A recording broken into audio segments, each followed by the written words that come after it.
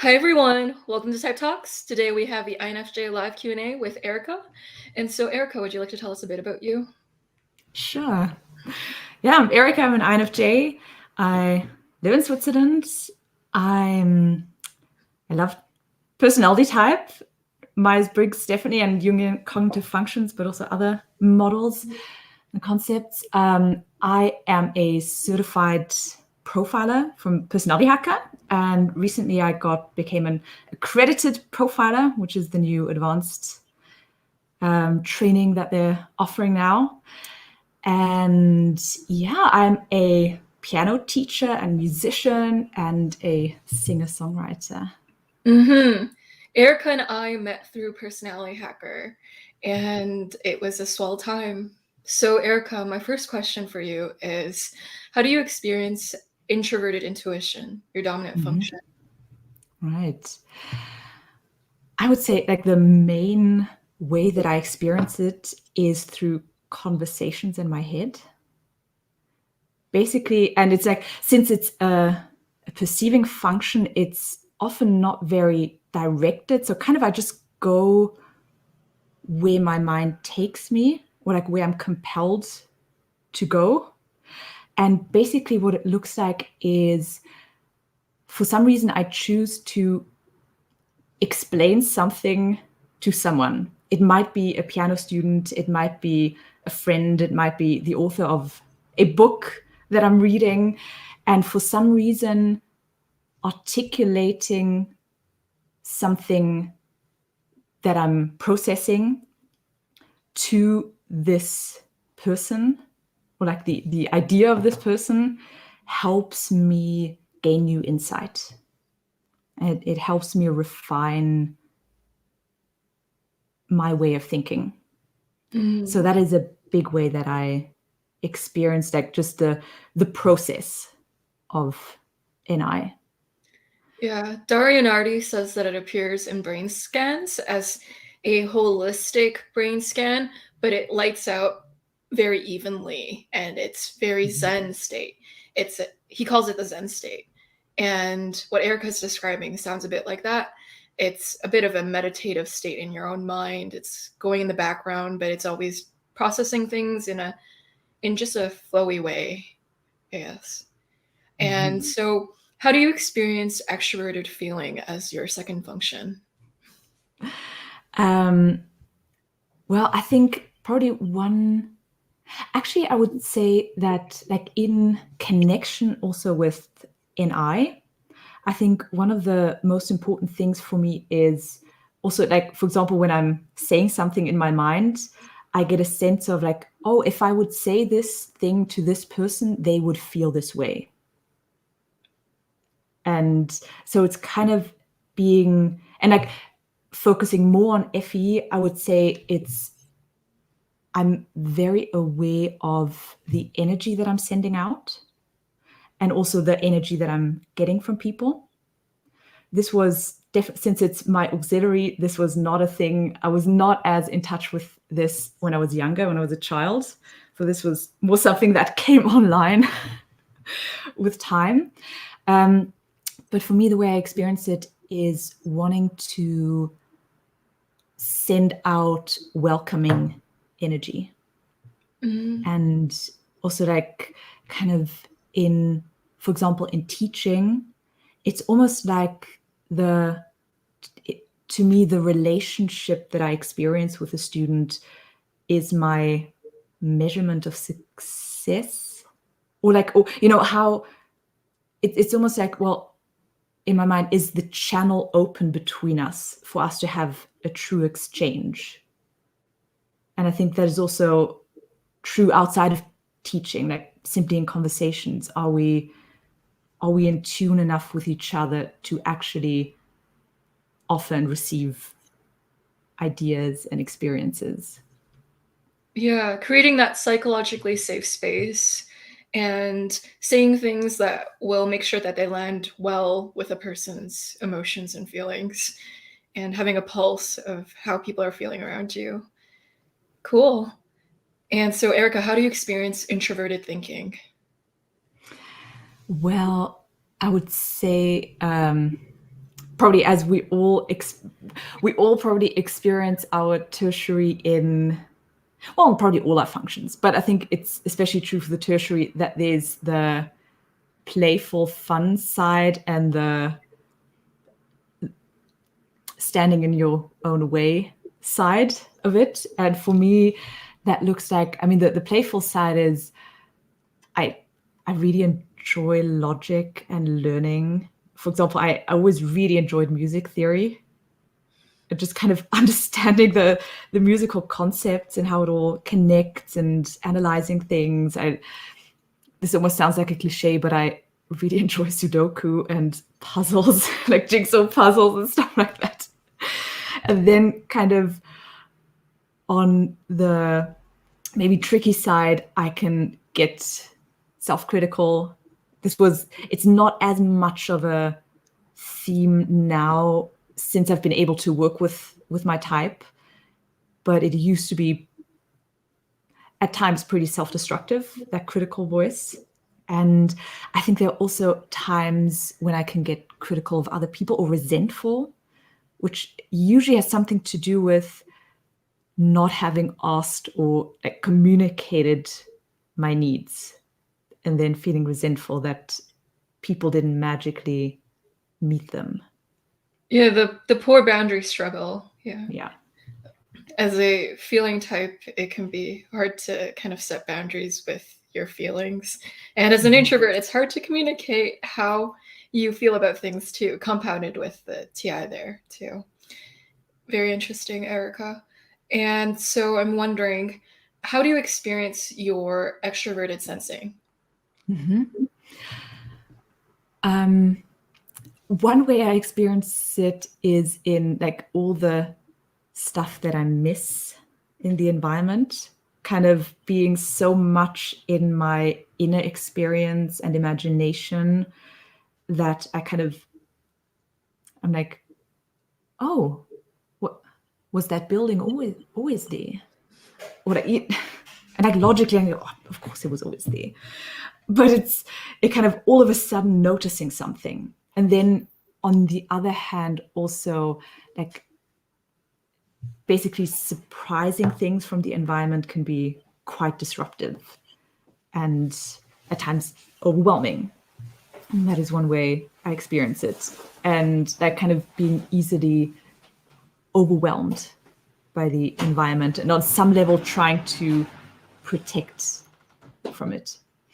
And on the other hand, it's really like, I mean, we talk about the inferior function, or I'm not sure if everyone talks, but at least Personality Hacker talks about the inferior function also as an aspiration.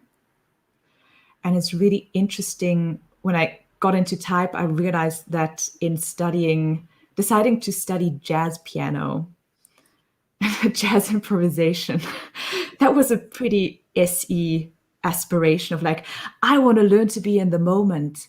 I want to learn to improvise, which came with its set of struggles. But it's definitely something that has always been very appealing to me. Yeah, A.G. Durant, he has articles on jumping the function stack. So sometimes people can get enamored by their inferior function, and they can want to skip their functions to get there, even if it may not always be healthy to do that. And so that's something interesting. All right, live chat, feel free to ask your questions to Erika and myself, and feel free to not make them all about type 2. You could make some of them about type, but I'm wondering if you all just want to ask general life questions too. And it might be cool to explore general opinions on different topics or whatever your chat mind is up to. So the first question is, how did you get into type for the first time? Right. This was through my sister. She sent me, I think she was looking for information for her own process of self-discovery, and she found an online test. I think it was the 16 personalities test, which is, I think, for a lot of people, the first entry point. So I took that test, came out as an INFP, and it was like, yeah, this yeah, this sounds like it might be me. But there was always something that wasn't quite right. And then I think it was her as well who discovered the Personality Hacker podcast. And then that's when it got to be about the cognitive functions. That's when I really became hooked. And I think that was, 4 or 5 years ago. So that was my point of discovery. Cool. That's interesting. And yeah, you have been a part of Personality Hackers accreditation class with me too. And you've gotten typed by Melissa, our profiling professor, and she confirmed that you are an INFJ. So that was pretty cool. And so how did you relate to INFJ stereotypes? Yeah, that's a really interesting question. I mean, I relate to aspects of them, but I think, well, I guess one question is which specific stereotypes. That would be one of the question, like if we're talking about stereotypes. But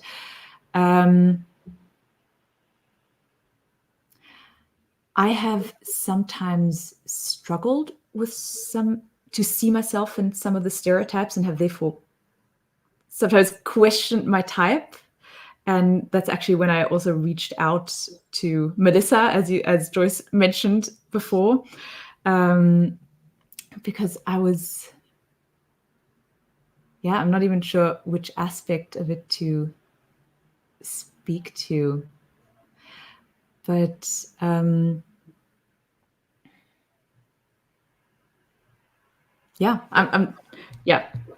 Joyce, can you give me an INFJ stereotype?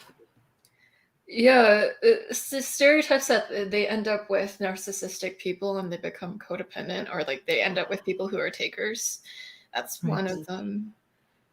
Yeah, interesting. Yeah, I don't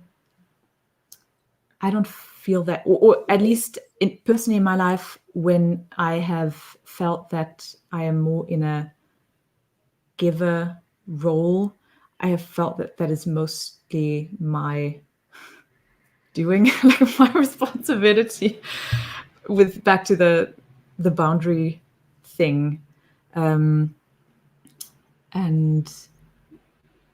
so, no, I don't relate that much to that stereotype, even though at the same time,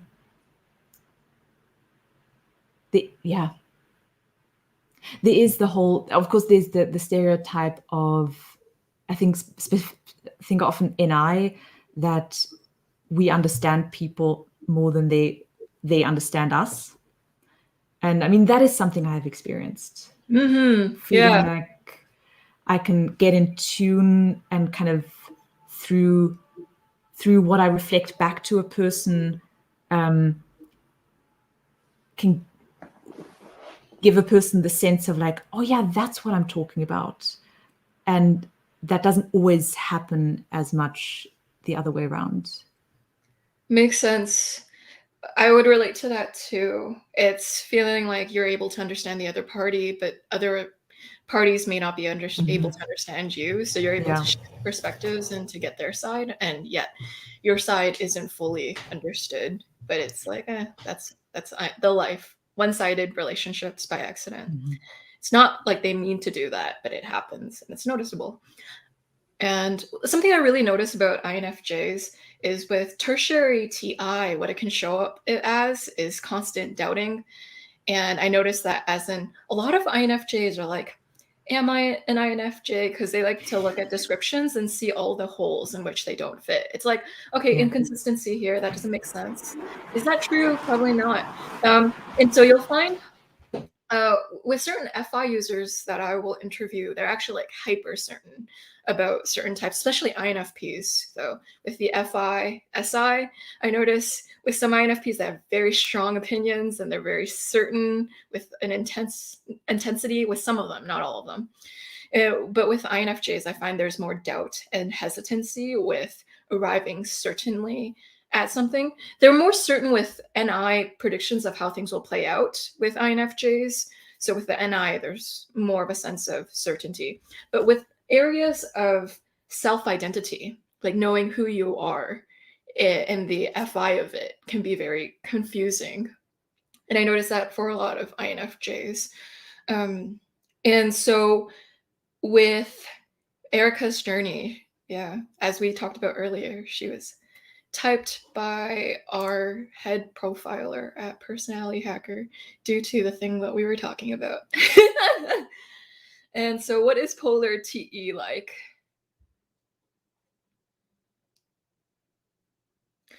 You are muted. Yeah. So basically, what is TE like? How do I experience TE? I'm not familiar with the shorthand of the polar. It's just how you experience TE. It means point of least resistance, and it's from socionics. But it's really just about illustrating how you, as a person, go through it. So you don't have to describe it the way that socionics says it. Yeah. Just cool. How does it appear? Just how I experience TE. I mean, one aspect that I was thinking that I think of is, I mean, time management definitely has been a big theme in the last few years. We've had to work a lot on it because it wasn't always natural. Like, basically, I feel very strongly about keeping commitments. So whenever I've made a commitment, I will somehow make that happen. So like, basically, I can accomplish things, but the process of getting there like has not always been like realistic, I guess. That is one thing that comes up for me. And the other thing is, I think for me, TE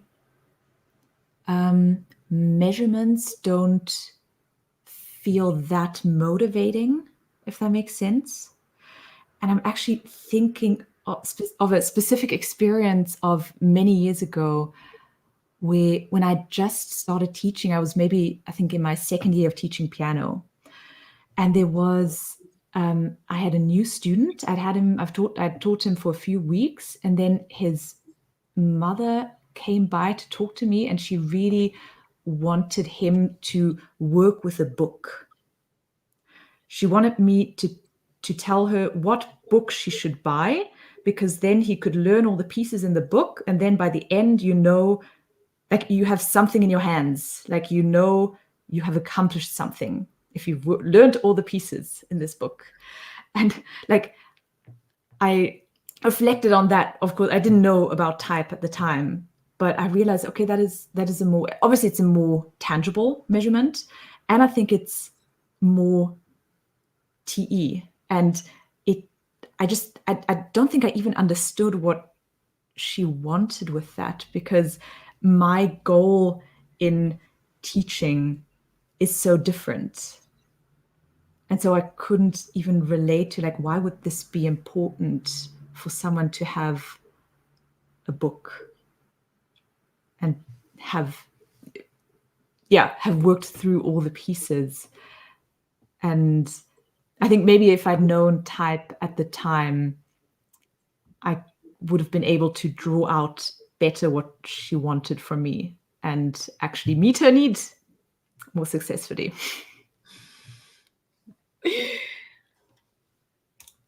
Sometimes the way that polar TE can show up in INFJs is also this awkwardness with delegating to other people.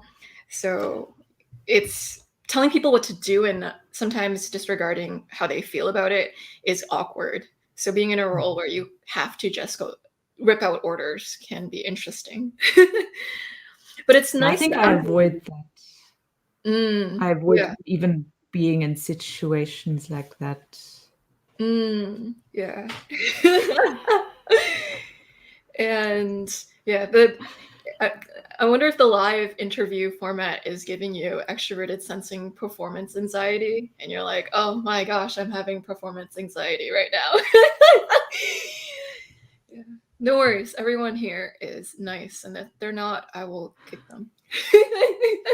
with my what little tea I have. I love asking people about shadow functions who do not know about shadow functions, because you get their fresh perspective on it and they're not indoctrinated with any information beforehand. So in a way, it's more honest and it's more true to the experience than someone who knows about it and is fitting their answer into what they already know. And so the next question is, did you know your type right away, or did you think you were a different type? Yeah, so originally as I mentioned, I typed out as INFP, and I kind of really liked the idea of being INFP, and I held on to it for several months. And I knew that there was something about INFJ, but I didn't want to be an INFJ. It didn't sound appealing to me. The whole FE thing, like I didn't want to see that in myself. And so it actually, I kind of shoehorned myself into the idea of an INFP, and it took being profiled before profiler training as an INFJ, and then realizing, oh, maybe that's why this, and maybe that's why that. So yeah, interesting. And do you consider yourself an open book? Do you find others read your personality accurately? Oh, what an interesting set of questions. Huh.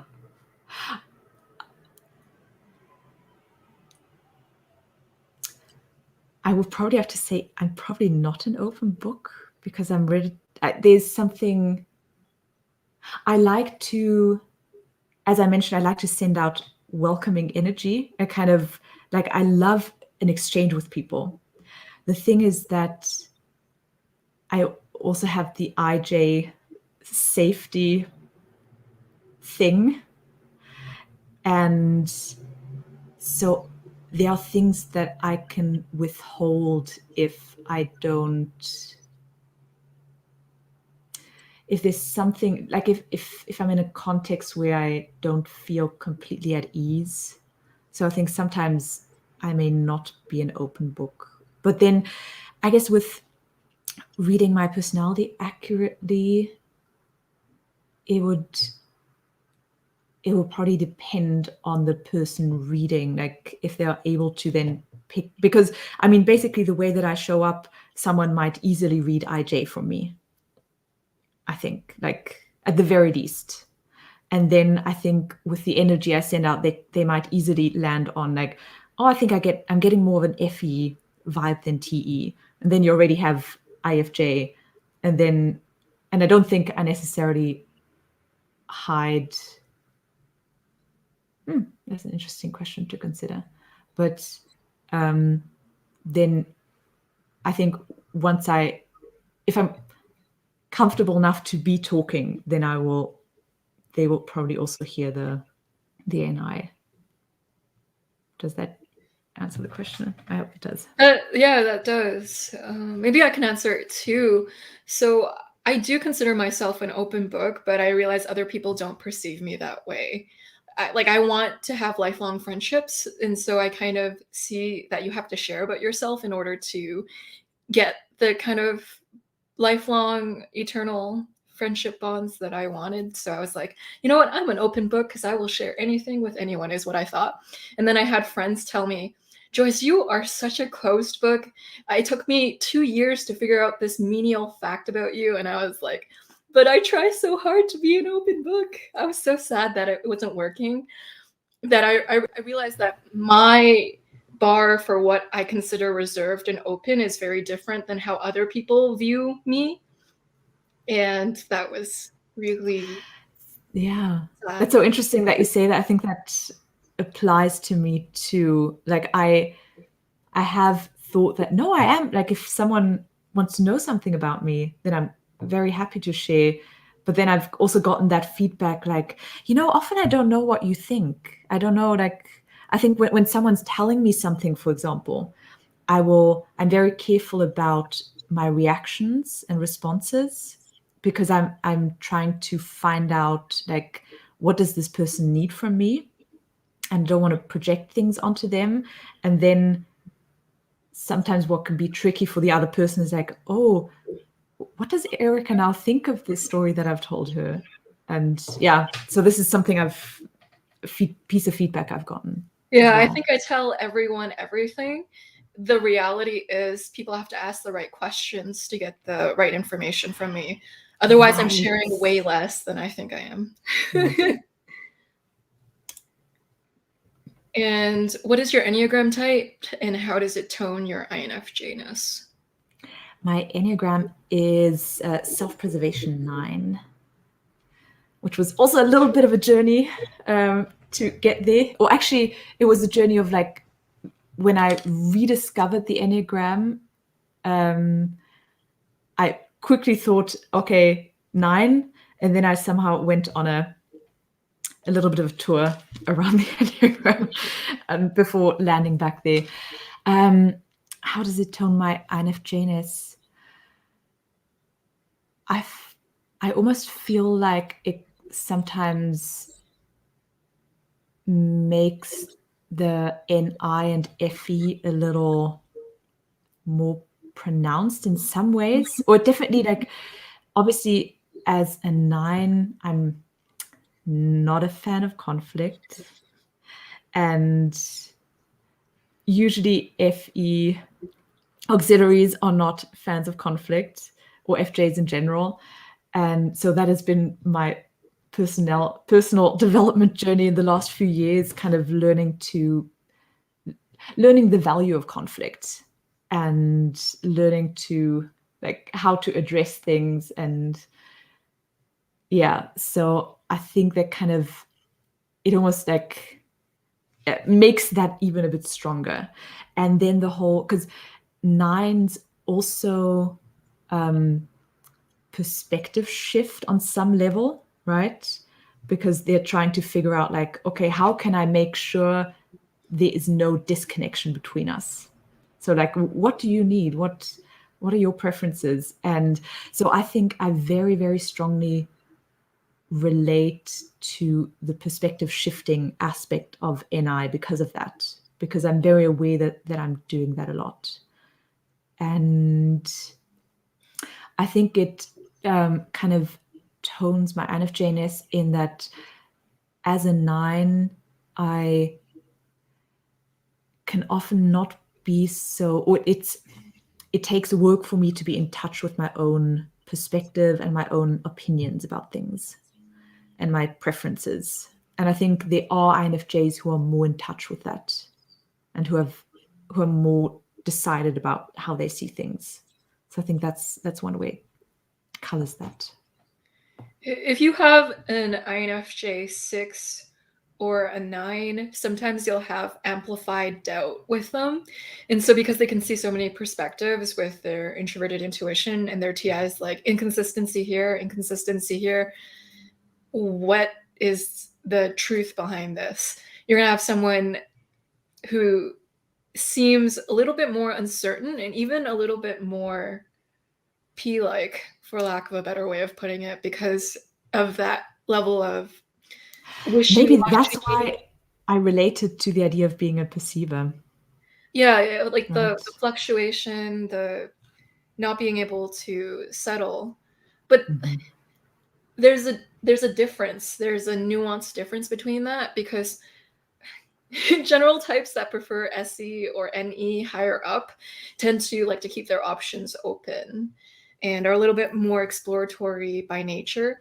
So a definition of P versus J that Personality Hacker gives is that, like, P types tend to like to keep their outer world open and free so that their inner world is organized, whereas J types like to organize or kind of have closure with the outer world so that they can have inner world roaming freedom with their NI or SI. And so that's a little bit different than Enneagram stuff as well. Did you learn about type? Oh, wait. With the one-on-ones and making them permanent thing. I love it, by the way. Yeah, sure. I am planning to sprinkle live Q&As within the videos that I publish as well, To be honest, I make them as well because they're less work and I literally just have to record it once and it's done. And so when I'm having a lazy week where I want to take a vacation, I typically do live Q&As. So now you know my secret. If I'm being a lazy butt, I'm probably doing a lot of live Q&As. Did learning about type help you understand aspects of how you relate to friends and family? Definitely. For sure. As probably the biggest thing is the thing that I mentioned before about conflict. There was actually, when I still thought I'm an INFP, I listened to a Personality Hacker podcast episode, and it was about how the judging functions show up when they're healthy versus unhealthy. And the FI one was when it shows up unhealthy, it's what was it called? Righteous indignation, I think they called it. And whereas for FE, they described unhealthy FE or immature FE is nice, and healthy, mature FE is kind. And I couldn't really see like righteous indignation. Not that I never have it, but I don't think it's that much of a thing. But I felt very called out by the nice versus kind thing.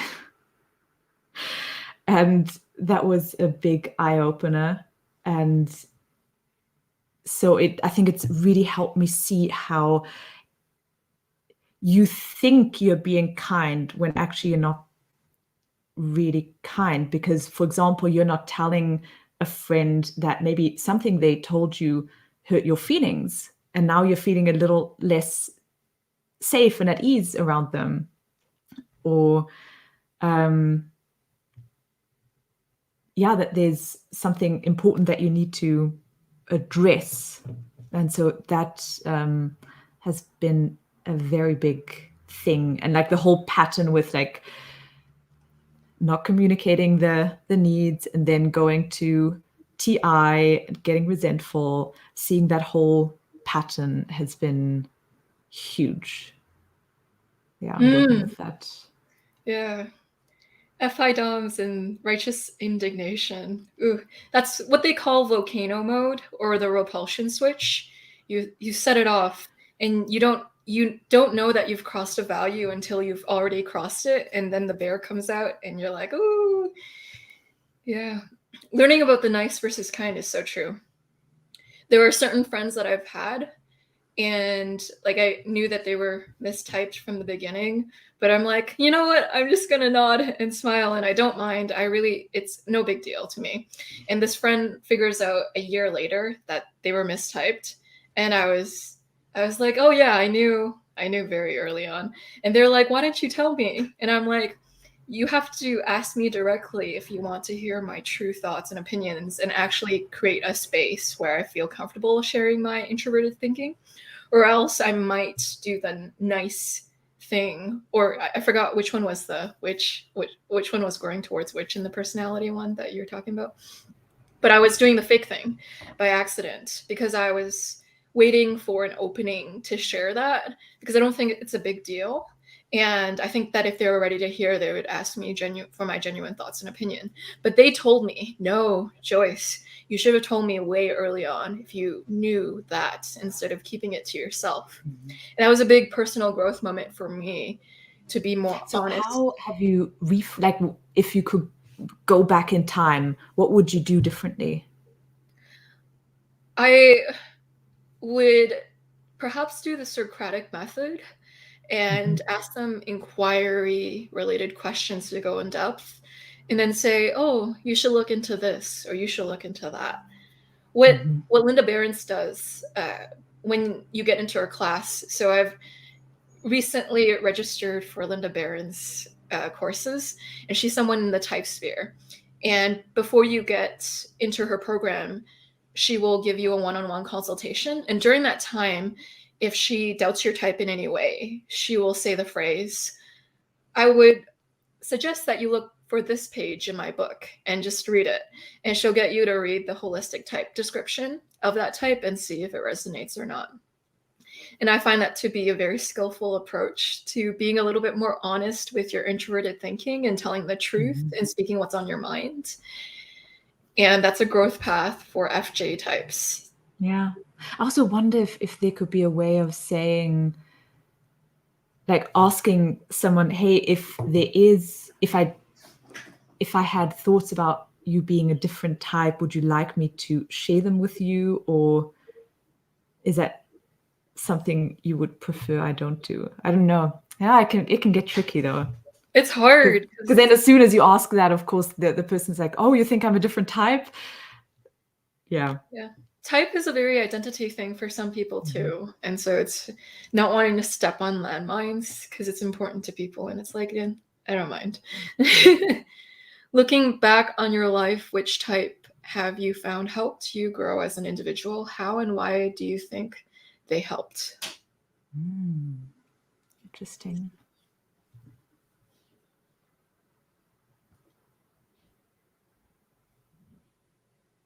I feel like I've learned from so many people.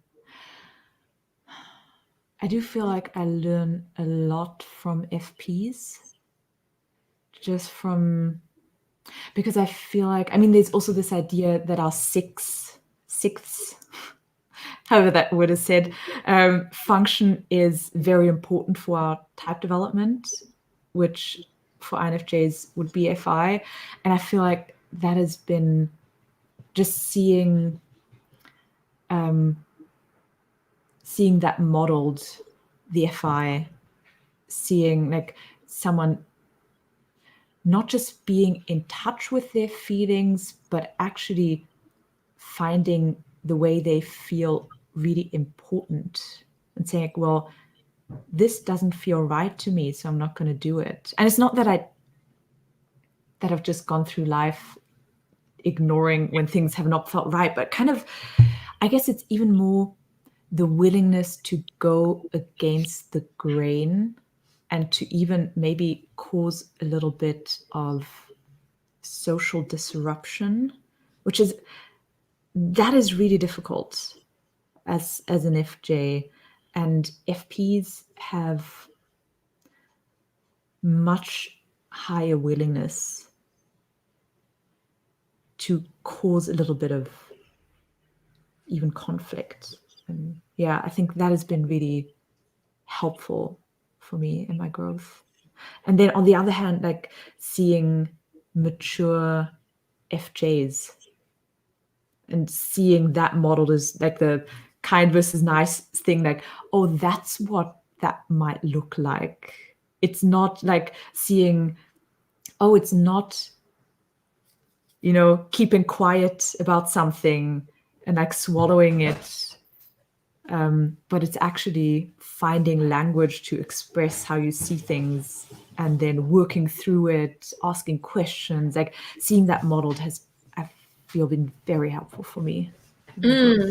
Yeah, because with FJ types, accommodation can be very natural. So if there's discord between two people, the FJ will reflexively want to be the one who compensates for the discord. So they're like, oh, you're feeling uncomfortable, then I'm going to do this to make you feel better. And doing that all the time, it doesn't allow your TI to share its personal truth. And so there's a lot of self-censorship that happens by accident from that. What was your childhood like? Were there certain things that you struggled with growing up? Yeah, sure. What was my childhood like? Well, I would say in childhood, I showed up very NITI and maybe even more TI, like the thing that was shown to the outside and that people picked up. So like, I think I just had such a thirst for understanding things and like, seeing how things work and like, learning new information. And I really enjoyed that. I think sometimes I was not that sensitive about how I was how the way I was showing up made other people feel. Like if I maybe showed that, oh, I can easily understand this, like tertiary TI would be proud and like, I have understood this thing. and if someone else hadn't understood it yet, maybe they didn't feel so good. And that was something I had to learn the hard way about that could cause people pain, and then they would decide to cause me pain. So what was my childhood like in general? It's like I grew up in a very introverted household. So I had a lot of permission to be introverted. And I think that is I think that was a blessing in a lot of ways. And obviously the more we're challenged to kind of step outside or like expand, the earlier we may learn certain lessons. But yeah, so just a very, very quiet household. And I think I spent my childhood, or large parts of my childhood, just kind of making up poems and stories. And at some point I started writing songs, and I just had this joy in that kind of creativity with language that I think relates to NI, like just kind of seeing like how can I articulate this? How can I clothe this in, how can I wrap this in language? And so that was a big thing. And but I would say this struggle was definitely like kind of, I think I was always afraid, like, and I think I still have this fear that I won't be able to keep up with other people physically. And in childhood, of course, like being good at sports has high social value. It's currency, I guess. And that was not something that I could offer or that I had. So that was something I struggled, like just having Essie down there at the bottom and not being physically courageous with things, being very protective and careful around that. And yeah, feeling easily overwhelmed. I think actually the one thing that I probably struggled with the most, that I'm only just now thinking of, is just being incredibly sensitive and crying very easily, which is also not socially welcomed. So basically I was just a very, very sensitive child and easily sensorily overwhelmed.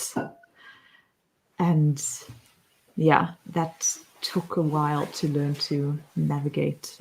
Mm-hmm. Yeah, when you were talking about childhood extroverted sensing things, I was thinking about how I was chosen last for gym class all the time. It sucked. It's traumatizing. You get on the bad side of your gym teachers. But it's probably just a Joyce thing. And oh no, well, I would doubt that it's just a Joyce thing.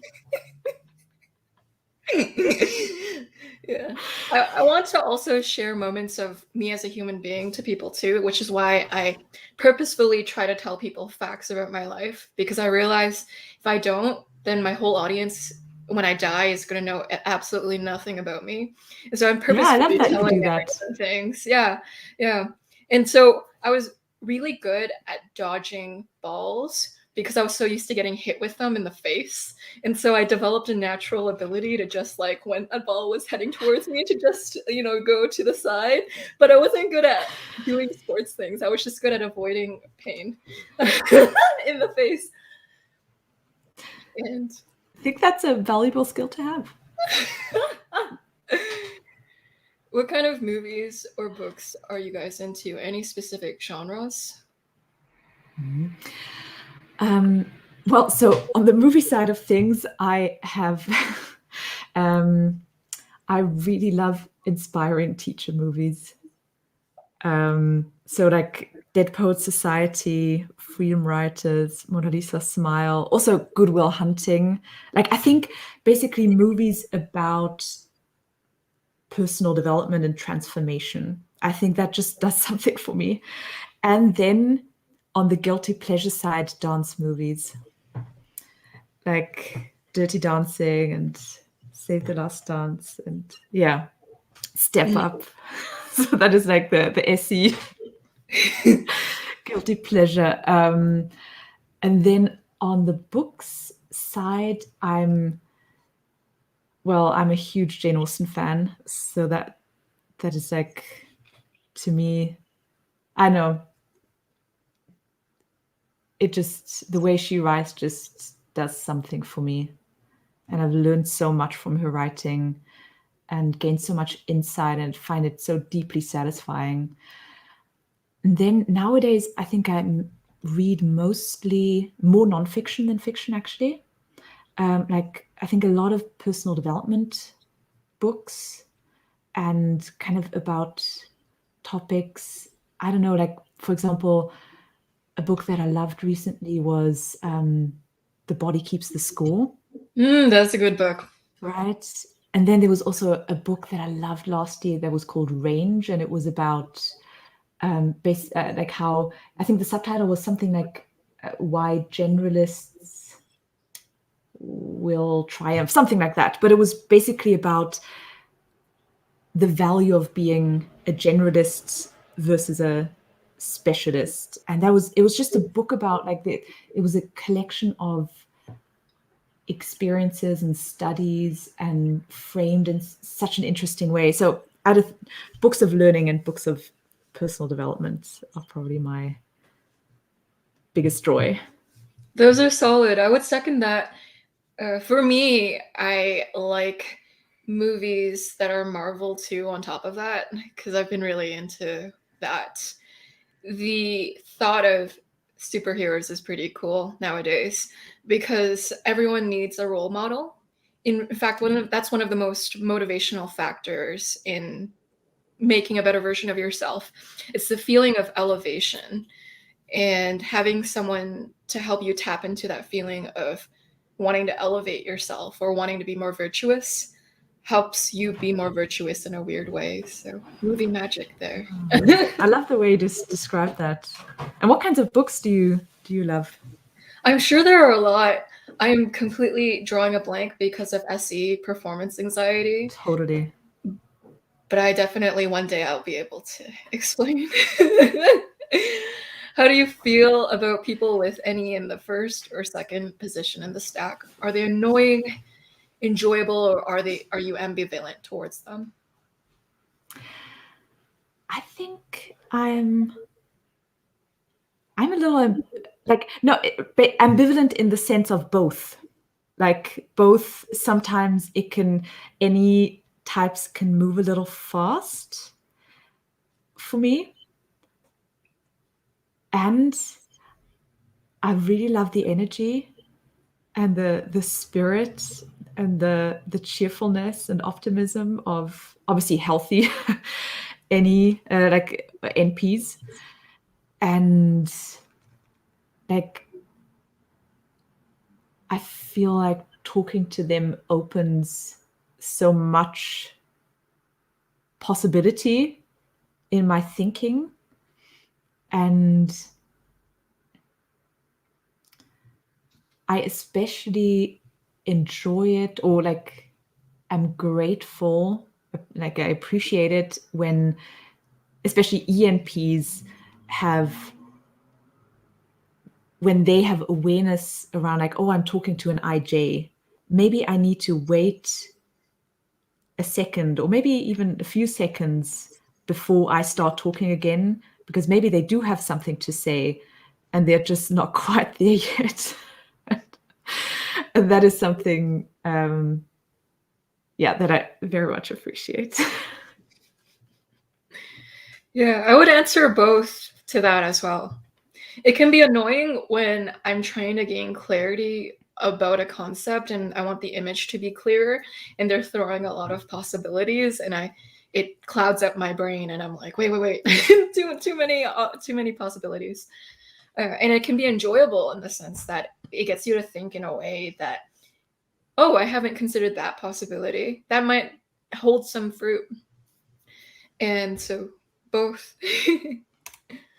What does love feel like to you? Ooh, what does love feel like to me?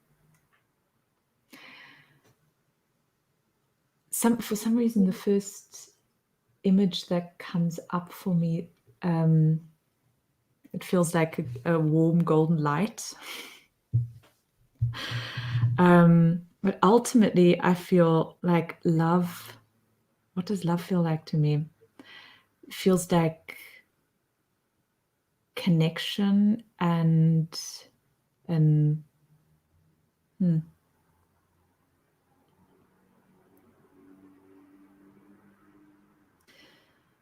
it feels like something is open between people.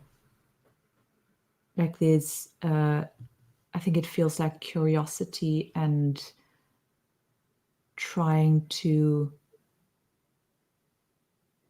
basically being willing to be influenced by someone, being like, okay, I know this is risky being influenced, but I want to try. I want to try to understand you. I think that is what love feels like to me. I greatly resonate with that. And I think that with love, it is allowing yourself to be transformed by the other party, having parts of either the way that they think rub off on you or something rub off on you. And that is the residue of love having been there, that over time you become more in sync with someone because you create a third world from the two of you. You manifest this universe that only you two can see together. And love feels like nurturing and growing that universe and making it three-dimensional together. And so you have this whole world that you created together with your inside jokes or with the things that only the two of you kind of know. And love is, for some people, consistency too. You know, having someone who just cares about you one off doesn't really feel like love. It feels like convenience. Another part of love is sacrifice. Sometimes you can tell someone loves you through if they're willing to move mountains for you.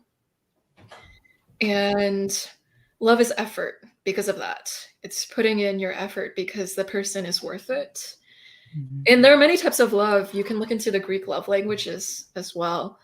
And it can manifest in different forms. My opinion on love is that it's also tantric in certain forms too. So that's the feeling of it being so beautiful that you're almost scarred by how beautiful it is, but not in a negative way.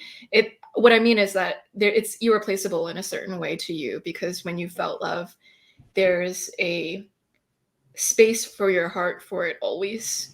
And so once love is there, it's there. Yeah. And you know, I'm also thinking of the opening line of the song Teardrop. Love is a verb. Love is a doing word. And I really love that, the idea of love being expressed through action. And I feel like for example, the 5 love languages kind of speaks to that.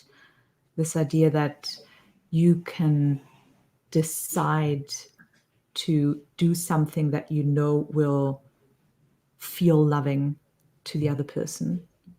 And that to me is a profoundly loving choice to make.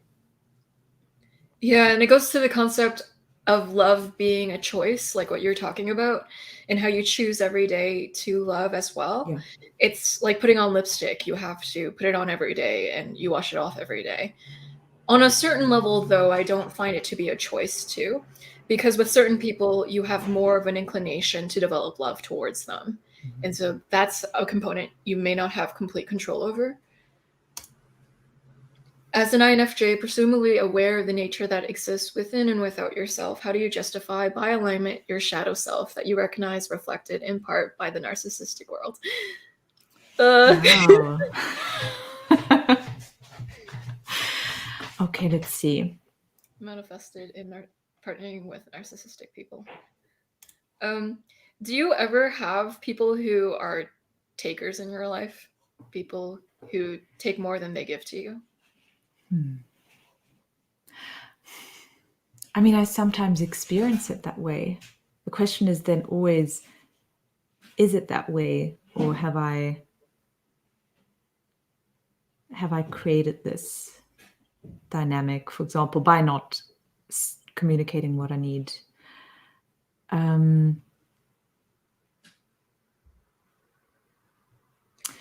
How do I justify my shadow self that I recognize reflected in part by the narcissistic world?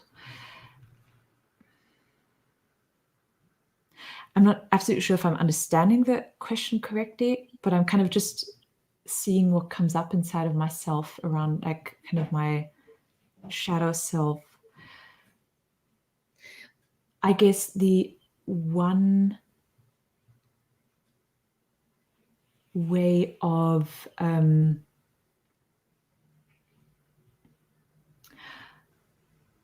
like if someone doesn't have a shadow self, there's a huge component of the human experience that this person can't relate to. So in some ways, having a shadow and being in touch with the shadow is a gift of shared humanity. I guess it's almost kind of like I have to, because I really love Brene Brown's work, and she talks a lot about shame and guilt. And in some ways, I sometimes feel like shame is such a, like it's associated with such destructive human behaviors that basically that feeling of there's something wrong with me, I'm bad. So I sometimes feel like, wouldn't the world be better if we didn't have that affect? Like if we didn't have shame, if that didn't exist? And at the same time, because it is something that we all experience, it is deeply bonding and connective. And maybe that's why it exists.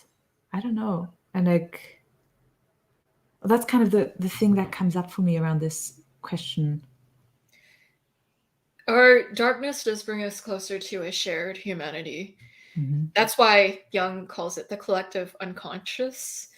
And you also have the collective conscious too, because a lot of the experience we have are these shared experiences of people around us or an archetype. And so you, in a sense, are not alone, even if you feel very alone. It's ironic because shame, it gets you to hide. It's your shame because you feel like you're the only one who's going through it. Yet paradoxically, it's actually the thing that everyone deals with. And so everyone's hiding a collective part of the experience of being human. And so, how do your friends describe you, Erika? How would my friends describe me? Well, I think they would describe me as quiet and very reflective, or a kind of and as I think they would describe me as a good listener. I think, and as someone who's creative, and as someone who hates troubleshooting appliances that don't work, and someone who's not particularly practical, and as someone who's not very tidy. Yeah, as I look around, yeah. I think that might be a description that my friends would give of me. Oh man, troubleshooting appliances. That is tedious for sure. Bane of my existence. Yeah. In my entire family, no one knows how to read English or do things that troubleshoot. So I'm the designated house troubleshooter. It is a nightmare. I hate it. I pray for my ISTP brother to make his way into my house so then he can take care of it. So then I don't have to deal with that whole situation.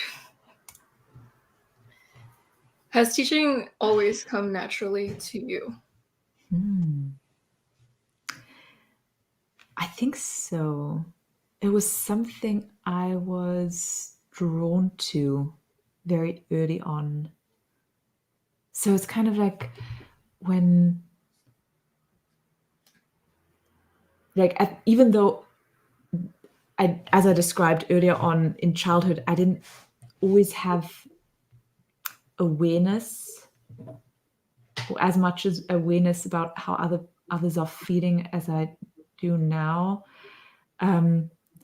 I really like when someone didn't understand something at school, for example, I felt this very strong desire to help them understand. And so I think early on I became someone who would explain things to others.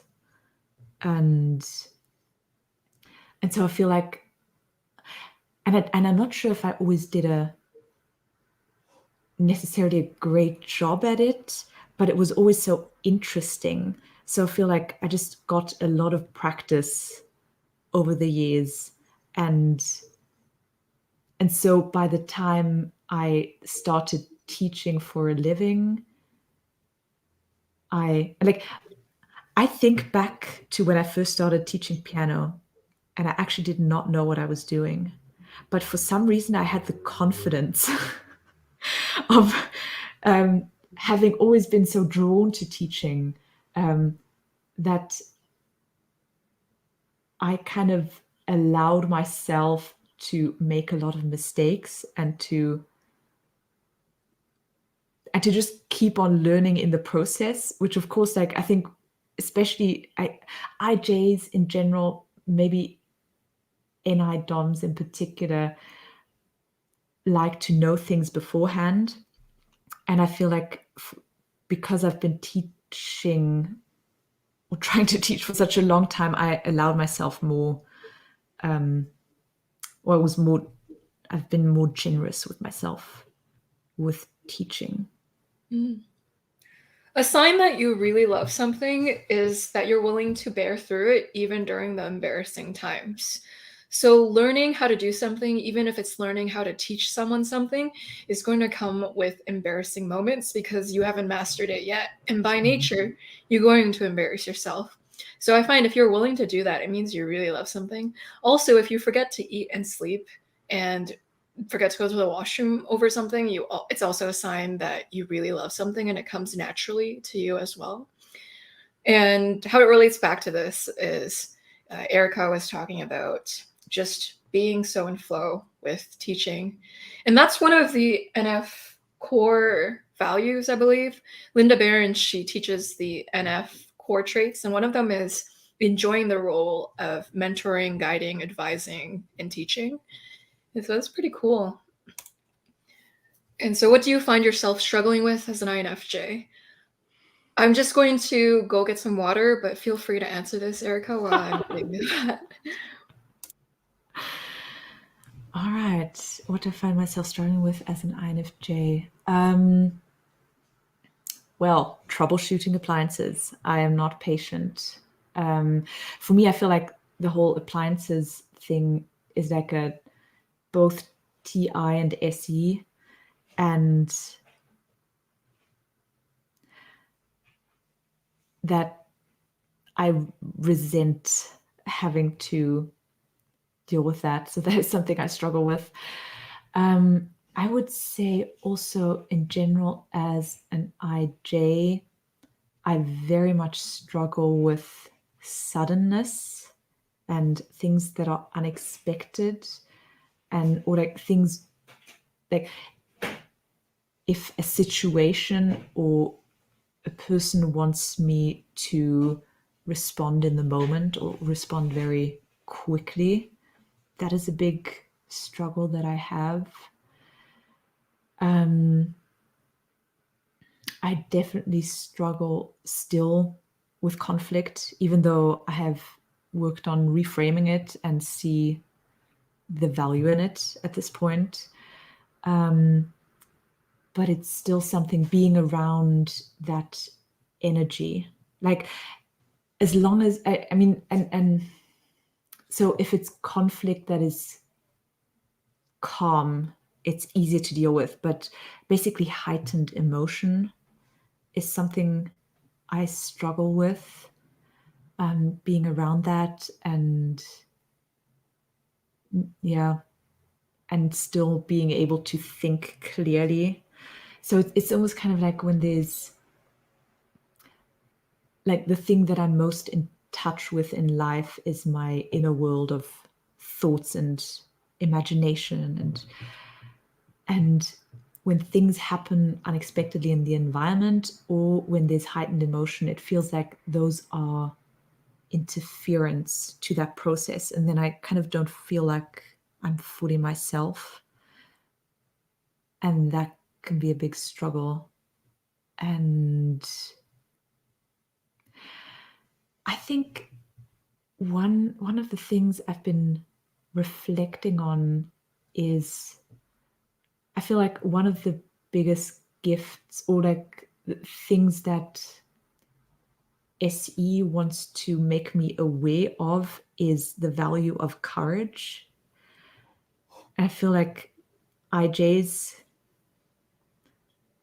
can really benefit from building or training the courage muscle.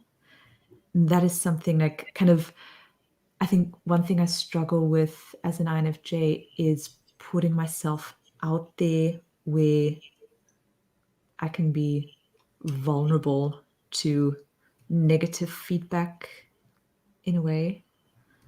Yeah, so I think those are some things that I struggle with. And then all the other struggles that I've yeah. Yeah. AJ Drunk has a great article on that. He talks about how with introverts, they're double sensitive to critique and criticism because their inner world already has a dialogue of criticism sometimes. And so if the outer world criticizes them, it's the compounded weight of two things crushing them, not just one thing. Oh, another struggle, analysis paralysis and hesitation. Yeah, there we go.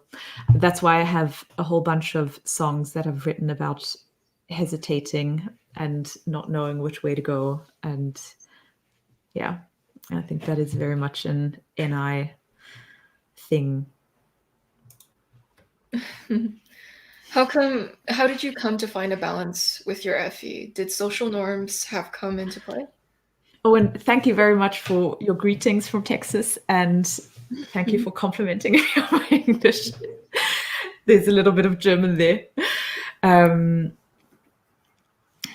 So my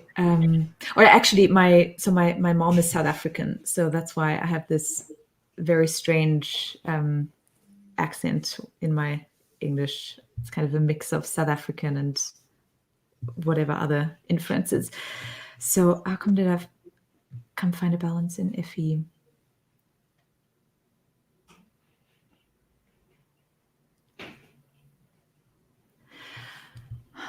I would say for me, one of the biggest elements in my personal development work in the last few years has been inner parenting.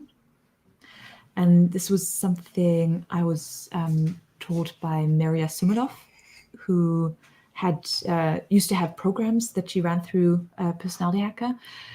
And in this model, the basically the auxiliary is the inner parent, and the tertiary is a 10-year-old child, an inner child, and the inferior is a 3-year-old child. So I feel like for me, basically,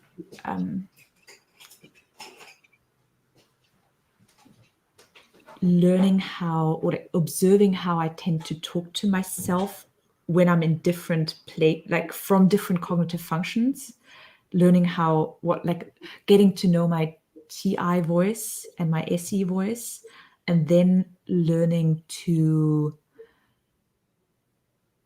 talk to myself with an inner parent energy, I feel it has helped me a lot in finding balance and in learning to basically almost like in learning, because I feel like the TI and SE are the voices and energies that when they are anxious and afraid, they take over in an unhealthy way, and they can they can drown out FE when FE doesn't take on the leadership role of saying like, I'm here, and like in the language of inner parenting, saying, kids, you are safe, I'm taking care of this situation, this is not your job. So I feel like that has been a huge shift in my life, learning to do that and continuously checking in with those inner child's voices and feelings and energies. And I guess the balance is something I'm probably continuously trying to find, because I feel like whenever something becomes easier, I get a bit more courage to try something new, and then the new thing throws me off balance again. and I get upset and overwhelmed, and then I try to find a new balance. And yeah, now I'm thinking about the second part of the question. Did societal norms come into play? Such an interesting question. Probably because of or the way I'm thinking about this is because, of course, FE is in touch with societal norms. I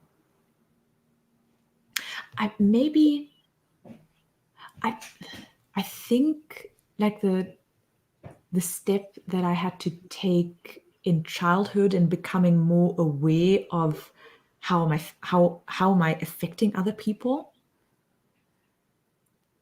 That is a societal norm. Like basically being, a societal norm is, for example, politeness. And so I think that is one way that societal norms came into play, and kind of gaining more awareness of like, okay, how do other people feel when I show up this way, when I say this kind of thing? Yeah, so that's how I see societal norms coming into play. Does anything else come up for you, Joyce, about this question? Yeah.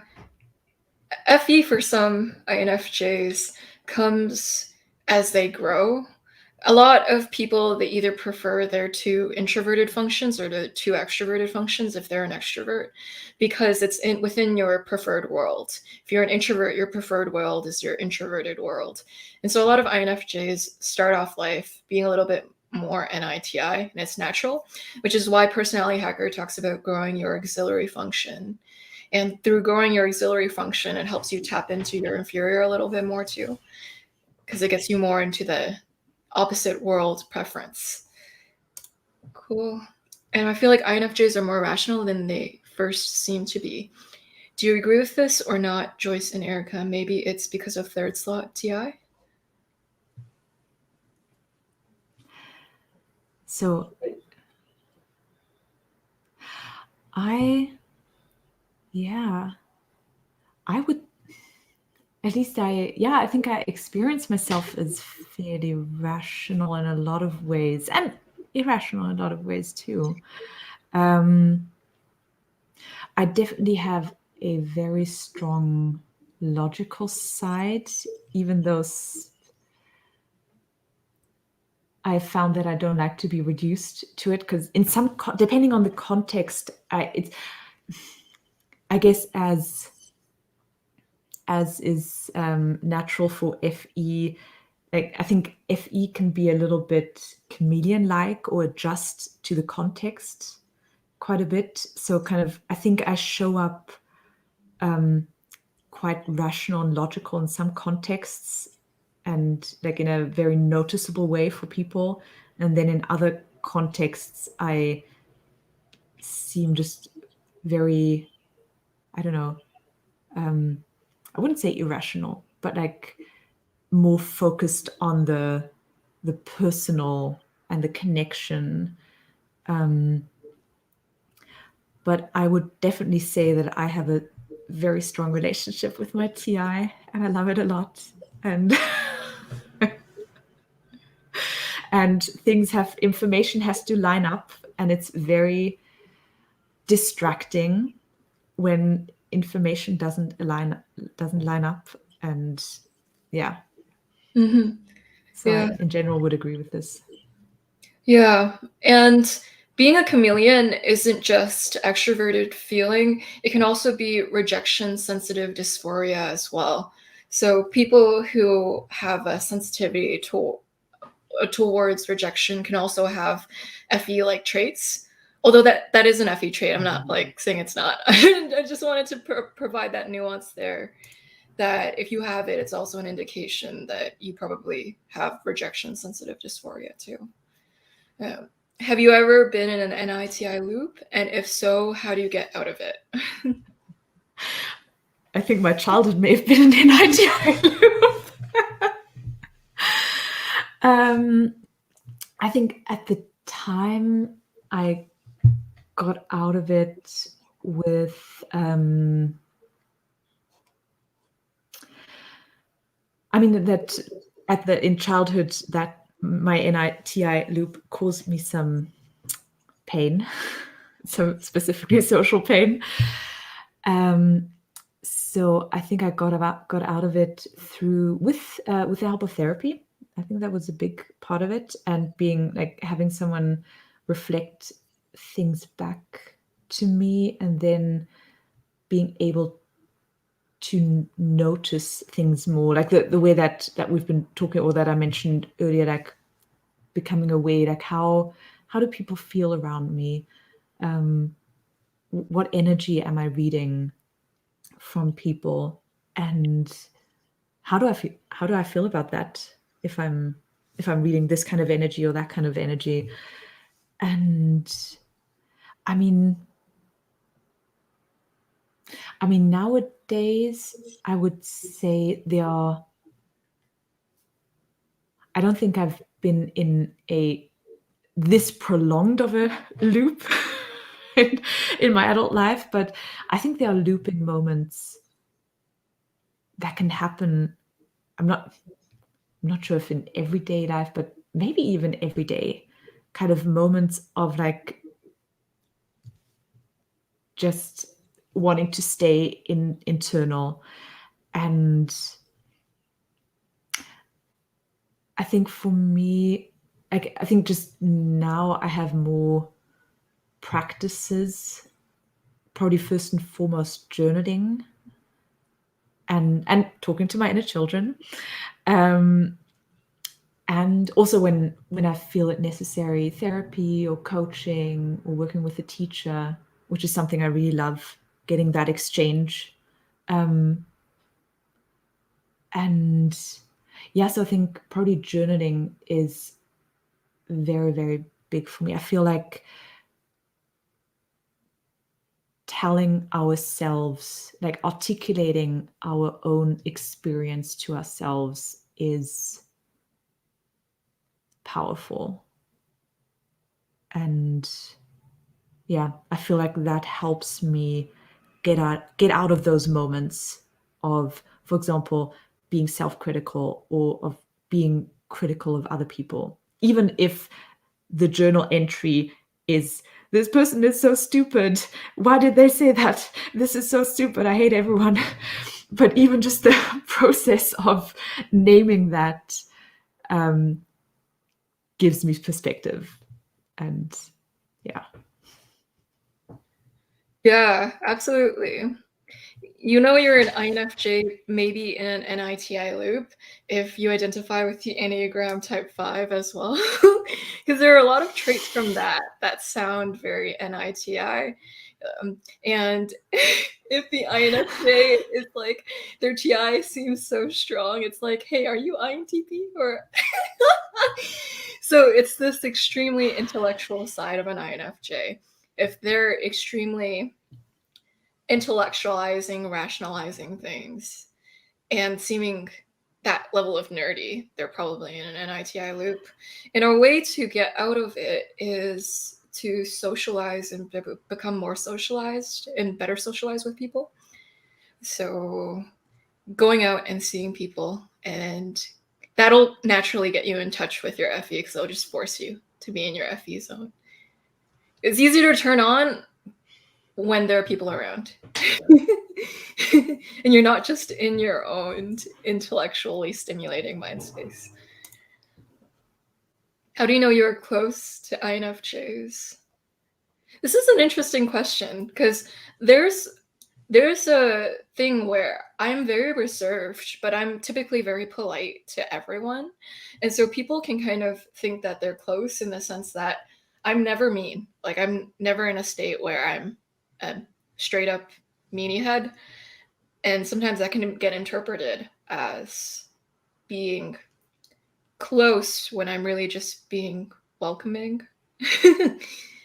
So it's hard to know when you're close to an INFJ sometimes too, because a lot of them have difficulty sharing about themselves and talking about themselves. And so you might walk away from a conversation with an INFJ going, I actually didn't learn anything about the INFJ. I actually they just learned about me. Hence the one-sided dynamic we talked about earlier. And so I'm wondering, do people know when they're close to you, Erika? I'm trying to answer this question for myself. How would someone know they're close to me? I think that would not be an easy task, because I'm like it's very on point, or like I resonate a lot with what you described. I'm like, I care a lot about being welcoming. That doesn't mean if I'm being welcoming to someone, it doesn't mean they're close to me.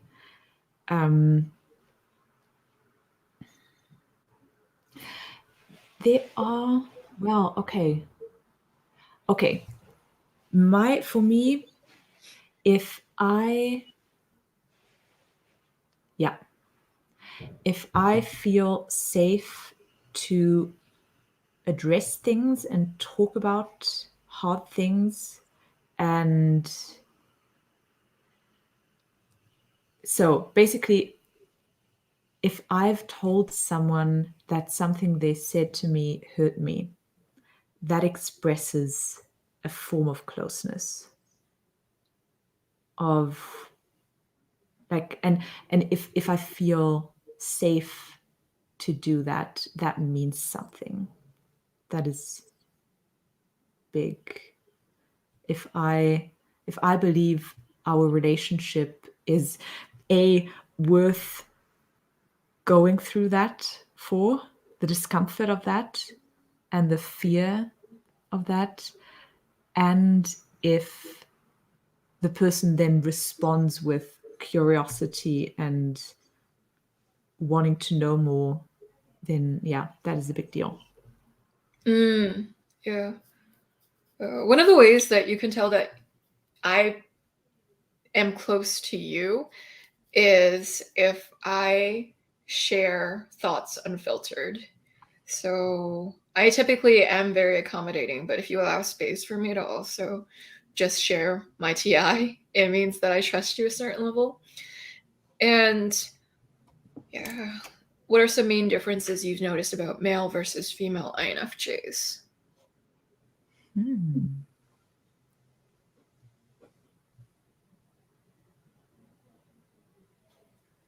I'm not sure. Do you have something coming up for you? I guess maybe gender norms comes up for me. So with male INFJs might feel like, I'm guessing they might have more female friends. And they like to have emotionally connective conversation that maybe is not the norm for male culture. So that's the reason why I assume that. And other things as well. I think also male INFJs might be a little more TI heavy too, just because of a cultural thing where guys aren't always allowed to show their F-ness. Mm-hmm. What's the first thing you notice when you meet new people? For me, it's probably a person's energy. I feel like I'm saying the word energy like every 5 seconds. But I think that is probably the first thing I notice about someone, like kind of the vibe that they're sending out. Does this person feel like they are open to connecting, or do they feel a bit more aloof, or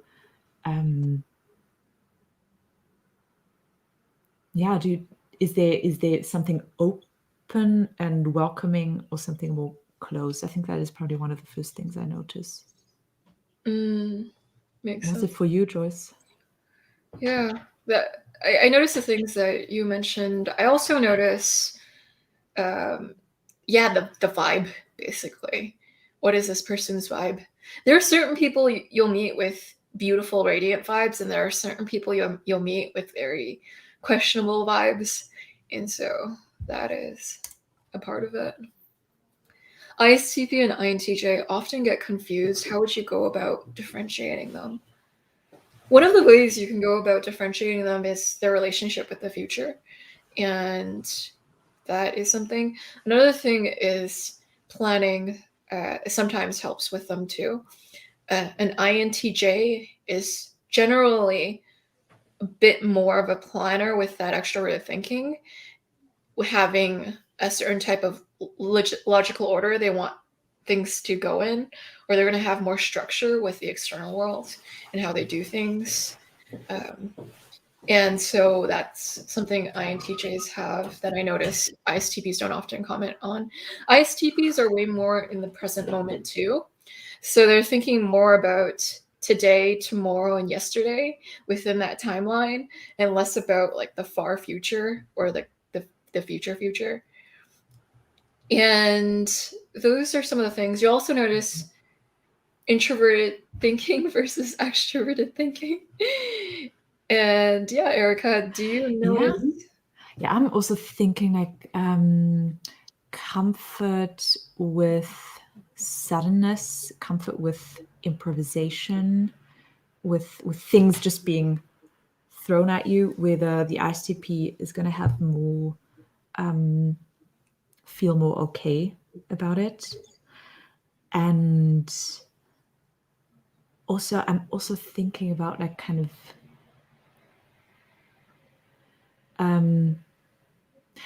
I guess also a sense of identity and knowing who you are inside, which is going to be stronger for the ISTP versus the INTJ. They might, like for the INTJ, there may be more of a sense of like, yeah, I do kind of know who I am inside, but then, I mean, does one ever really know who one is? And I'm also thinking kind of like, just often when I do profiling sessions, I will kind of just ask questions about the functions and then kind of try to dig deeper. Like, let's say, how, like an FI question, how in touch are you with your feelings? And then, like, someone might say, like, oh yeah, pretty in touch with my feelings. And then, okay, how much time do you like to spend with your feelings? How big of a role do they play? And then seeing how, like, where someone takes a line of questioning. And I would expect an INTJ to have more of a stronger relationship with their feelings because of tertiary FI compared to an ISTP, for example. And so there are different kinds of questions along this line. Yeah. And when I talk to ISTPs, because they have extroverted sensing higher up, they're stumbling into a lot of things in their life, and they're more trial and error, and they're more make the same mistake more than twice, because extroverted sensing is okay with that trial by error approach. And it goes back to Erika's, how thrown off do you feel when things don't go according to plan? Can you wing it with it and just go with it? Or is it upsetting in some sort of way? Of course, for everyone, there is a certain level of upset when things don't go your way. With INTJs, they're less likely to make the same mistake twice or to want to kind of do that because their extroverted sensing is lower. So they're like, okay, I made it once. I'm going to figure out why that happened, the underlying meaning, and not do that again. And so, what behavior from the tribe do you think makes each type feel belonging? Do you think it's different for each of the type groupings?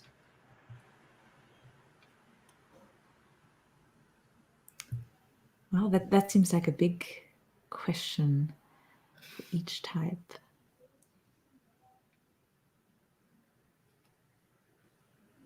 Oftentimes, a sense of belonging comes from feeling understood. Like you're with people who speak your mother tongue, who speak your language, or if you're multilingual, many. You can consider type each of the functions as a different type of language too. So type groupings can make you feel more understood as a person. If someone gets a function that you have and you are used to having it misunderstood by the people around you, you can feel a sense of catharsis, a release from going, wow, someone else gets it. I'm not crazy. It's not just me. So feeling like it's not just you is a sense of belonging. What are your thoughts, Erika? Yeah, I'm kind of still processing. I'm thinking about, like, what is belonging.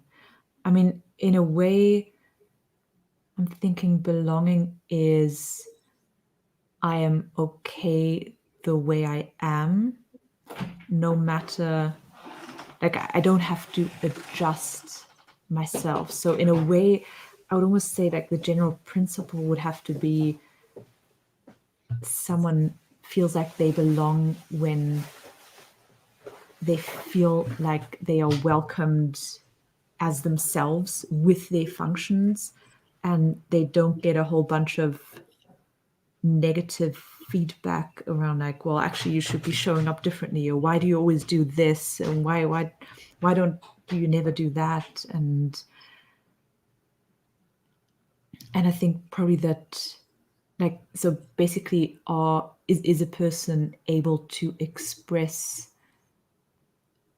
all of their functions in the appropriate amount? Like, does someone have space to be a lot in their driver, and then also to bring in a lot, like the dominant function, and bring in a lot of the auxiliary? And can there be is there a little bit of space for the tertiary, and not too much asked of the inferior function? So I'm kind of thinking along those lines. And I'm also right now, but maybe it's because I've been thinking so much about like how the first and the last letter relate, like IJ, EJ, EP, IP. I feel like if that is respected, I think that goes a long way to someone feeling belonging. Like basically a sense of I'm okay the way I am. Like people are reflecting back to me. Like as an IJ, I'm not, if I'm in a context where people allow or are okay with my slower pace and they're not just throwing things at me like, okay, can you make a decision right now about this, or can you deal with this right now? And maybe we're like a context where an EJ has more, like they can have an impact on their environment.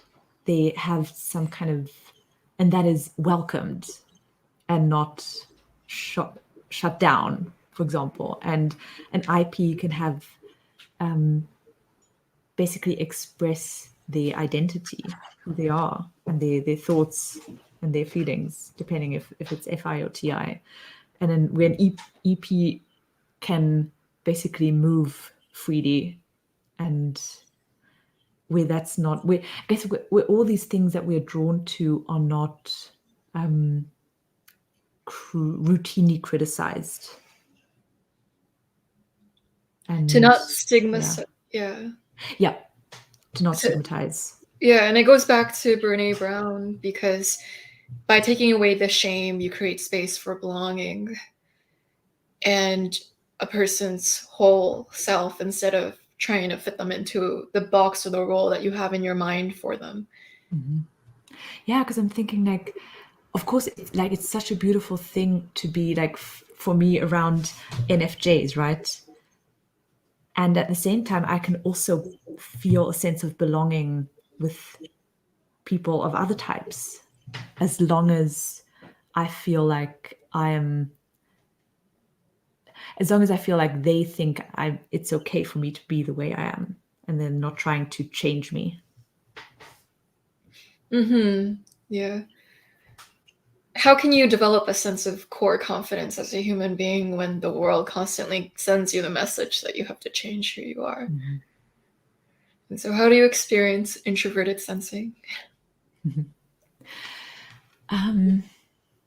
Let's see. I mean, for me, I guess I feel there is in some ways, through the IJ-ness, there's a sense of kinship of someone needing to process things deeply.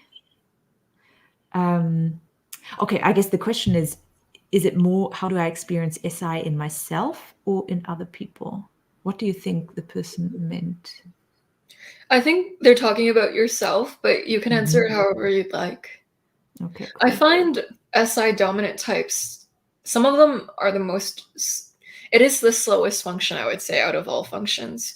When I notice how they act, they are the most thoughtful with comparing it to the past as an anchor and doing it now.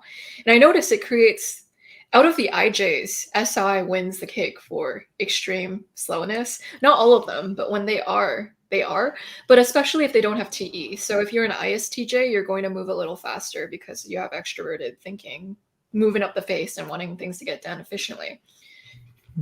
But there's just something about their momentum. It's slow, like a metronome that's been turned on a very slow frequency. Okay.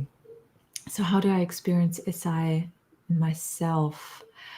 Like the thing is, I would say I reflect quite a bit on past experiences to kind of find the patterns and to understand the experiences. But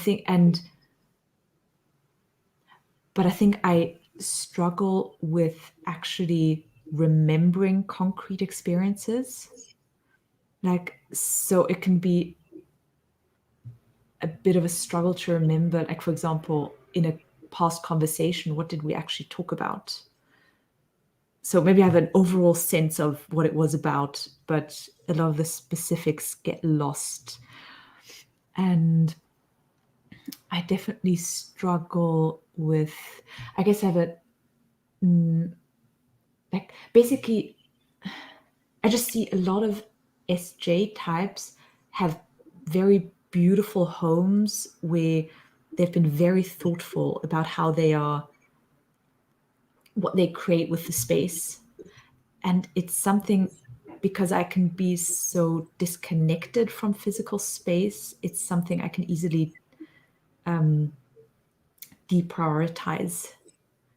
And every once in a while, I think, wouldn't it be nice to have like a tidier home and like really think about where everything should go?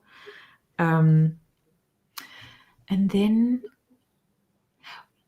one thing I've noticed about myself and that other people have noticed too is that I do build a relationship with things that I have had for a long time.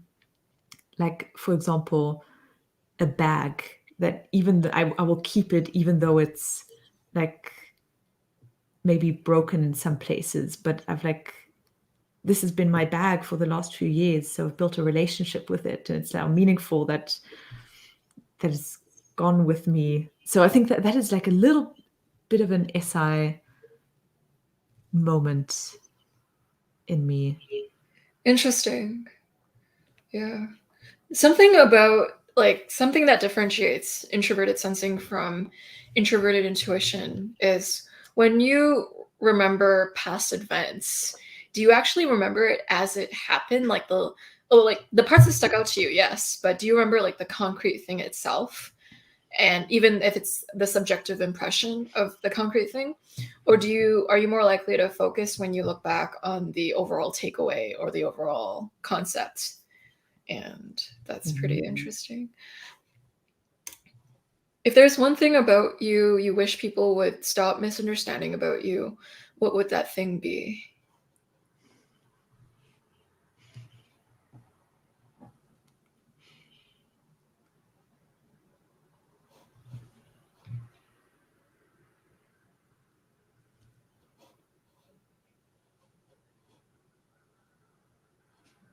This is such a cool question, and for some reason, nothing is coming up for me right now.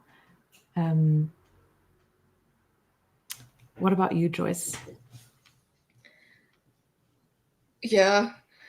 Sometimes I can be very generic.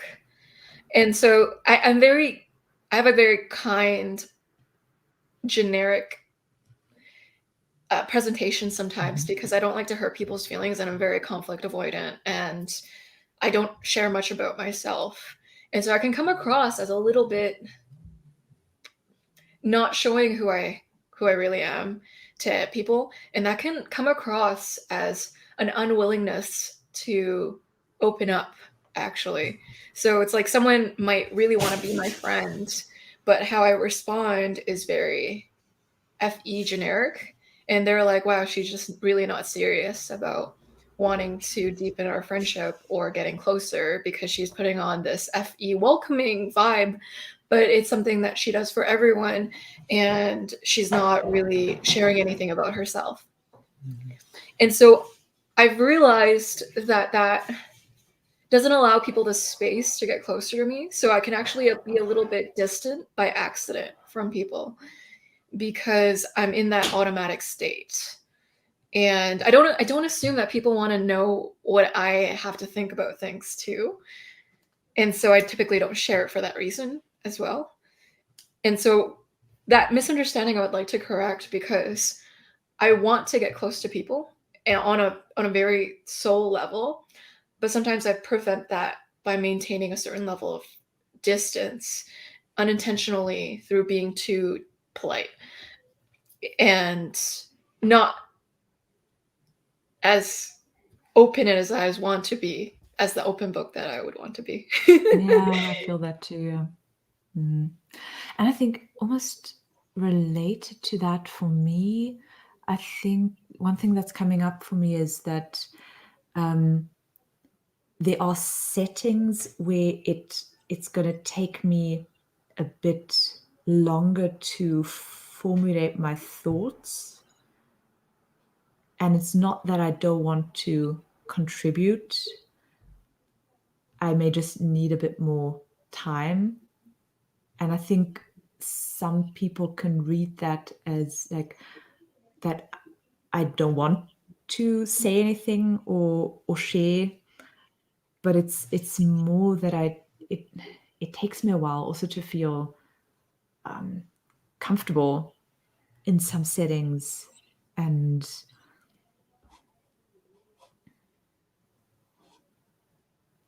yeah, I think that is something that, like, basically if I'm quiet, it doesn't necessarily mean, sometimes I just want to be quiet, obviously, but it doesn't necessarily mean that I don't want to join the conversation, for example.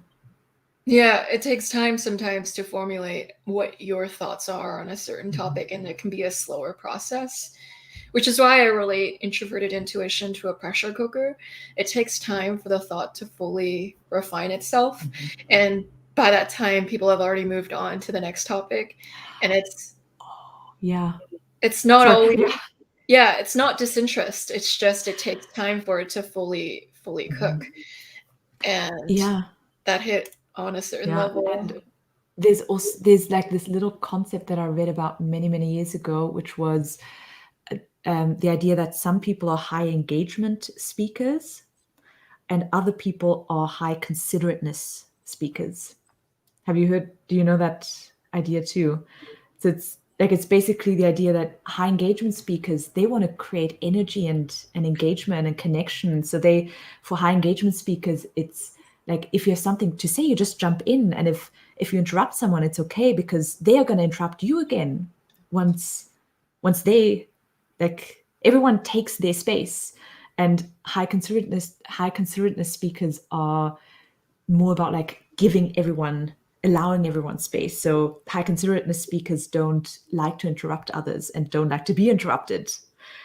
And one thing that I've seen happen sometimes, like even in one-to-one conversations, where I like, it's difficult for me to keep trying if I'm interrupted several times. Mm-hmm. Also partly because often when I'm interrupted, I just lose my thought. And it's like, and it also, it makes me feel like what I have to say is not necessarily, I don't know, it's not that welcome. And so one dynamic that can happen is that maybe someone has that more high engagement style and they will sometimes interrupt, but more because they want to create that energy. And then I start withdrawing because I feel like, oh, they don't actually want to hear what I have to say. They're not giving me space. And then they start talking even more because they think they have to talk more to create engagement, and I get even more silent. So I think that's a source of misunderstanding. That is beautiful. Wow. Ooh, I am definitely a high considerateness speaker. Yeah, I'm speculating the correlations. I wonder if it's like slightly correlated to extroversion versus introversion, Yeah. and slightly correlated towards NE versus not having any. Yeah. And I think I don't think it's a one-to-one, because I do think I've seen extroverts who are high considerateness speakers and I've seen introverts who are high engagement speakers. But I do think there is like a tendency. Yeah. So it's not a one-to-one, just a Mhm. correlation. Yeah. And so do you find that NI helps in teaching by looking from the student's perspective to target what they specifically struggle with? These are one of the last two questions, so we're going to be closing up soon. I would definitely say so. Well, I guess independently of it, if it's helpful or not, it's basically what I'm always trying to do because it's like my favorite tool in the toolbox, right? I guess like the dominant will make itself known no matter what, right? But I do definitely like, that is definitely my approach. Like getting really in tune with, so if something's not clear, what does this person need to gain more clarity? and also what is important to them. How do they like to approach things? And also, I think another way that I use NI in teaching is to try to find underlying principles, that kind of generalizations that I can pass on to students, like principles that they can follow. So yeah, I think that is one of the reasons why I enjoy teaching so much, is that it allows me to use a lot of NI. That's beautiful. Do you see a difference between being motivational and inspirational? Which do you think you are more of? Interesting. Motivational and inspirational. I mean, I'm thinking of, because I don't know yet. I'm thinking like the word motivational, like this, I'm not absolutely sure, but I would think there's a connection with motion, like kind of doing and action. And with inspirational, there's the word spirit. Or, well, I guess motivational, there's also the word motive, like kind of why you're doing something.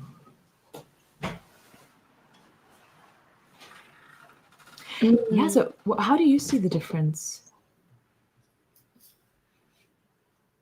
It's interesting. I kind of see them as synonyms sometimes, so I haven't taken the time to parse them out fully. I find motivational, it's almost able to make you inspire your motivation, which is also sounds a little bit inspirational too. And inspirational sounds a bit like giving you something to want to aspire to be like. So some sort of miracle case or some sort of thing. I'm wondering if, like, I think what I was thinking about earlier was like, is motivational more motivated to do something, and inspirational is instantaneous, motivation is more sustained. Interesting. I've never heard this distinction. I always love distinctions between words. They excite me. It is true. If it's a motivational type of driver, you're able to stay fueled on it for longer. It's almost like a complex. No, wait. It's you know, simple carbohydrates and complex carbohydrates. I could totally be getting this wrong and mixed up and confused for each other. But I think with complex carbohydrates, they're able to sustain you longer. They don't break down as quickly, and your body slowly metabolizes them, so they're healthier for you. Whereas simple carb, oh wait, I could be getting them opposite. So feel free, anyone in the audience that is a nutritionist and is grimacing at my my confusion of words. Wait, I think it's backwards. Well, I would say complex carbohydrates would take longer to break down, so they will sustain you for longer, and simple carbohydrates are going to sustain you for less time because the body breaks them down more quickly. Yeah, that is true. So the goal is to not have things that break down really quick in your body, although you can, but it's to also have an even balance of long-term things that are breaking down within you. It's healthier in the long run to have that, and it allows for health within you physically. And if you apply it in different domains, it's also good for you in general too. So I would definitely, like, to the second question, would say I aspire to be motivational in that sense of like more something more sustainable, like for example in piano students. Yeah. But I guess is always needs to. I can feel the vibration of INTP is getting triggered. Well, actually, the INTP steps in and gives me a lecture on how I've been wrong. Anyways, thank you so much, Erika, for coming out and sharing your INFJ wisdom and insight in how you teach your students by shifting into their perspective and from a bird's eye view, trying to understand where they're coming from to better suit their learning needs. It's very compassionate and wholehearted for you to do. I've also really enjoyed getting to know you in our Personality Hacker certification program. And it's really nice how, you were able to go through that all and we were able to get to know each other more. And I got to see your whole journey and you getting typed by Melissa as an INFJ and all of that good shoes. You are a complex carbohydrate to me. I really hope I got that term right. I really hope I didn't call you the opposite thing of what I meant to be. Well, I think I know what you mean. And so, yeah, thank you for this wonderful opportunity to get to dive a little bit more into your mind and see how you tick as a human being. And thank you, audience members, for asking such great questions. I really enjoy the mix of personal questions and also the typology questions too. Because my channel is all about typology, it's really great sometimes to also have some content that is more personal and just asking people about their life and how they deal with their friends or motivation or just real life topics, because it takes it away from a purely type thing, which is something we always talk about here. So it allows us to have some refreshing new conversation. And so someone said, nice, potato, potato, potato. Okay, I get it. You're making fun of me. I'm kidding. Lovely talk, real warm. Thanks for your time, both of you. Thanks, everyone. Yeah, and I'll see you all in the next live. Take care.